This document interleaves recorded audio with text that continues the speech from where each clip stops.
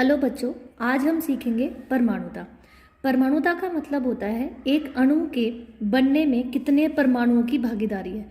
जैसा कि हम सब जानते हैं कि परमाणु सबसे छोटी इकाई होती है और किसी भी अणु को बनने में दो या दो से अधिक परमाणुओं की भागीदारी होती है।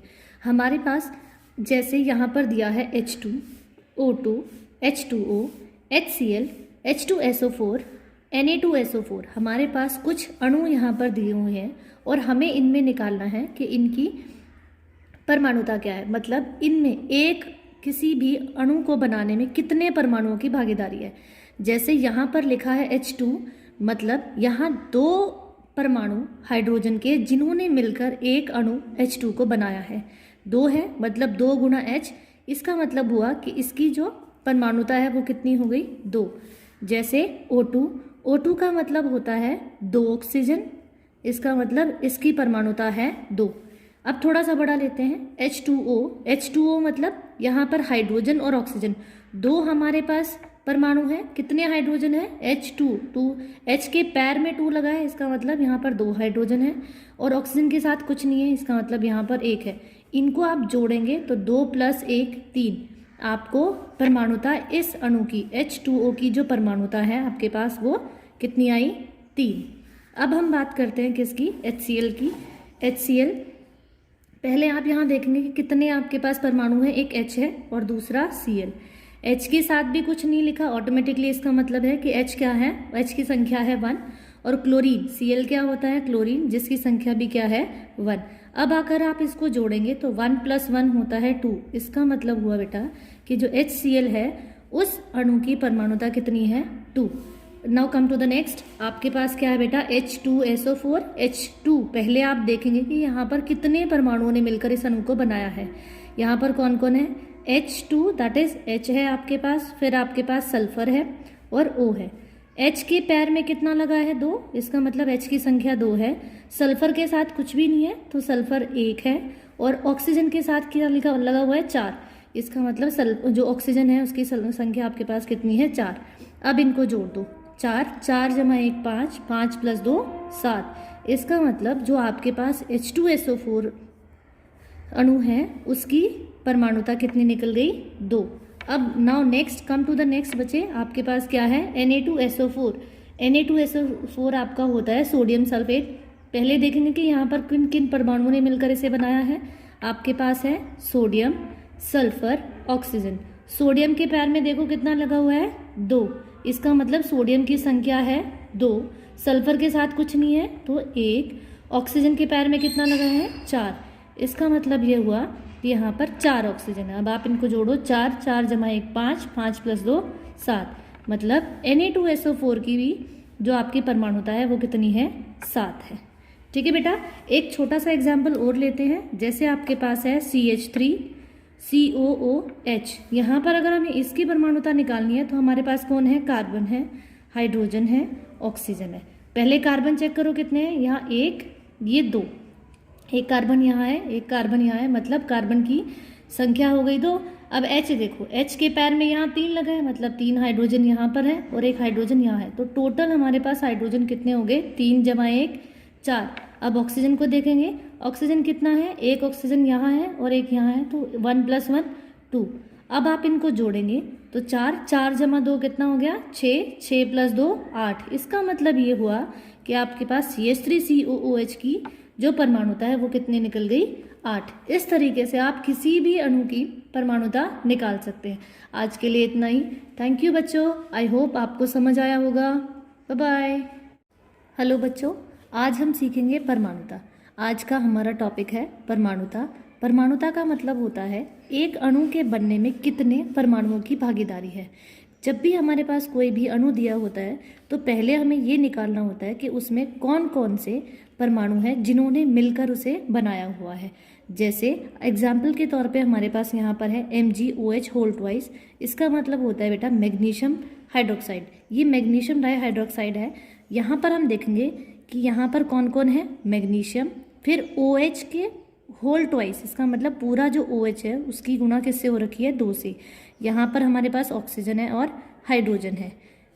मैग्नीशियम के पास कुछ भी नहीं है, इसका मतलब ऑटोमेटिकली ये 1 है। ऑक्सीजन, ऑक्सीजन के पैर में 2 लगा हुआ है, ये जो 2 है ये O और H दोनों के साथ गुणा में है, तो यहाँ ऑक्सीजन भी 2 है और हाइड्रोजन भी 2 है, तो ऑक्सीजन की संख्या भी 2 हो गई और हाइड्रोजन की भी संख्या हमारे पास कितनी होगी बेटा 2। अब आप इनको जोड़ दो, 2 जमा 2 4, 4 जमा 1 5। इसका मतलब ये हुआ आपके पास जो अणु दिया हुआ था मैग्नीशियम हाइड्रोक्साइड, उसकी परमाणुता हो गई 5। ऐसे ही आपके पास क्या दिया हुआ बेटा, कैल्शियम कार्बोनेट CaCO3। पहले चेक करेंगे कि यहाँ पर कौन कौन से परमाणुओं ने मिलकर इस अणु को बनाया है। हमारे पास क्या है, कैल्शियम, तो कैल्शियम लिखेंगे, फिर कार्बन है और फिर ऑक्सीजन है।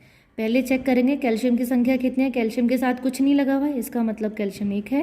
कार्बन के साथ भी कुछ नहीं है, इसका मतलब कार्बन भी 1 है। और ऑक्सीजन के साथ कितना लगा हुआ है, 3। ये इसके पैर में 3 लगा हुआ है, ये जो 3 है बेटा वो सिर्फ ऑक्सीजन के साथ लगा हुआ है, कार्बन के साथ नहीं।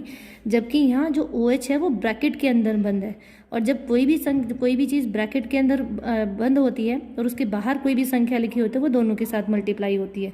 यहाँ पर जो 3 है वो सिर्फ ऑक्सीजन के साथ है, इसीलिए जो सिर्फ ऑक्सीजन है उसकी संख्या यहाँ पर 3 हो जाएगी। अब हम इसको जोड़ेंगे, 3 जमा 1 4, 4 जमा 1 क्या हो गया बेटा 5। इसका मतलब जो आपके पास कैल्शियम कार्बोनेट अणु है उसकी जो परमाणुता है वो हो गई 5।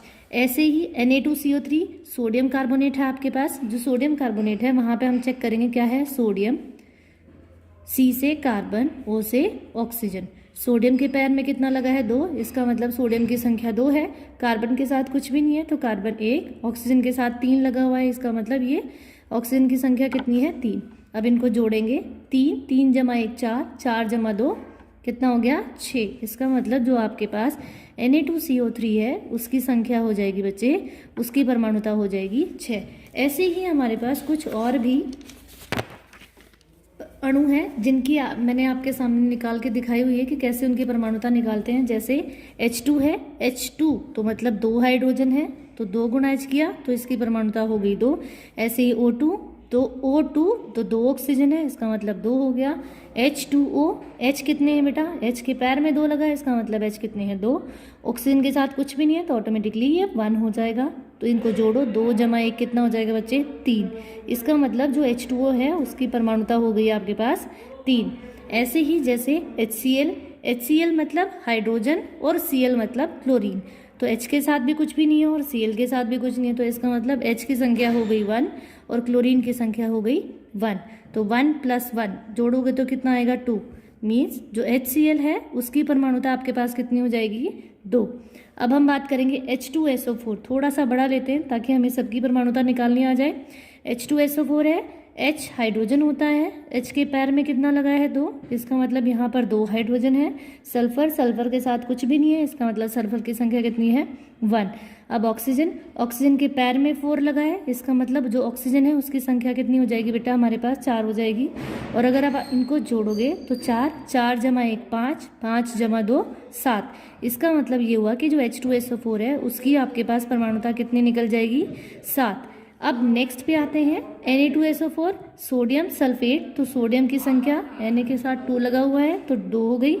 सोडियम सल्फेट है S, सल्फर के साथ 1 लगा हुआ है, ऑक्सीजन 4 है, तो मतलब ऑक्सीजन की संख्या हो गई आपके पास 4।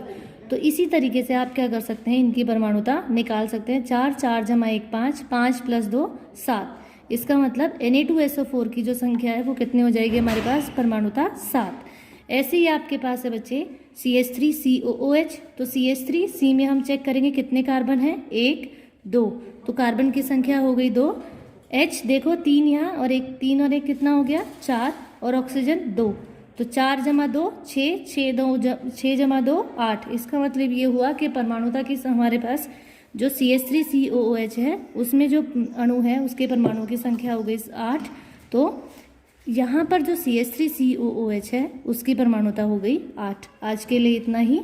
आई होप आपको समझ आया होगा। Thank you.